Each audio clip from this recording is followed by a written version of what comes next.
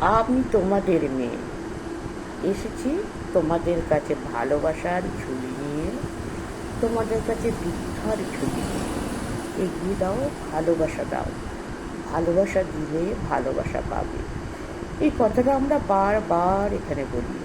এই ভিডিও করতে এসে, পোস্ট করতে এসে সবাই সবাইকে। সত্যি কি ভালোবাসা বাড়ে? একদমই না। আমরা সবাই এখানে ভালোবাসা না, যার যার নিজের স্বার্থের জন্য আমরা এখানে এসেছি। এখানে এসে কমেন্ট করি, লাইক করি, কারণ না করলে তারাও আমাদের লাইক কমেন্ট করবে না, আমাদের ভিউজ বাড়বে না। তো সেটাই হচ্ছে তাই, আমাদের নিজেদের ভালোবাসা দিলে ভালোবাসা বাড়বে না। নিজেদের স্বার্থে আমরা সবাই সবাইকে কমেন্ট করব, লাইক করব এবং ভালোবাসা দেব। তো ফেসবুক আমাদের বাধ্য করেছে কীভাবে, মানে তোমার পছন্দ না হলেও তুমি একসঙ্গে থাকতে বাধ্য হও, কথা বলতে বাধ্য হও।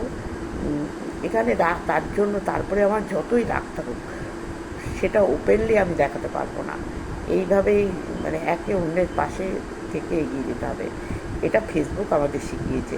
সেই জন্য সবাইকে বলছি, বন্ধুরা, তোমরা এই শিক্ষাটা ফেসবুক থেকে নাও। নিজের সংসারের, যদি এই শিক্ষাটা নিজের সংসার জগতে কাজে লাগাতে পারো, খুব ভালো। সেখানে হয়তো কোনো মানে মানে কী বলবো, দেনান্দার কোনো স্বার্থ তুমি পাবে না হয়তো, কিন্তু এর সুদূর প্রসারী ফল আছে।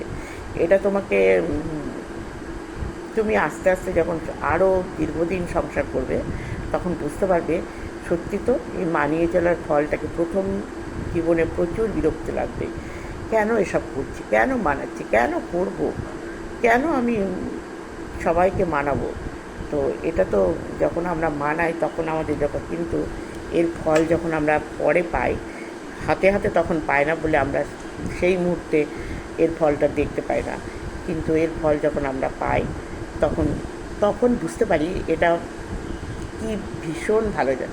তো ফেসবুক থেকে এই শিক্ষাটা যদি তোমরা নিজের জীবনে নাও, এটা তোমাদের কাছে খুব মঙ্গলজনক। তো কারণ এখন খুব ভঙ্গুর সমাজ হয়েছে, তো এই সমাজের টিকে থাকতে গেলে এগুলো তো করতেই হবে তোমাকে। না করলে তুমি তো এক পাও এগোতে পারবে না, নইলে ভেঙে যাবে, আলাদা হয়ে যাবে, টুকরো টুকরো হয়ে যাবে। সেই জন্য বলছি, আজকে এইটুকু বলে, আজকে শুভ দুপুরে শুভেচ্ছা তোমাদের। আর এইটুকু তোমাদের বলে আমি আসছি। খুব ভালো থেকো ফেসবুক বন্ধুরা, সাথে থেকো, এটুকুই কামনা আমার। Bye bye.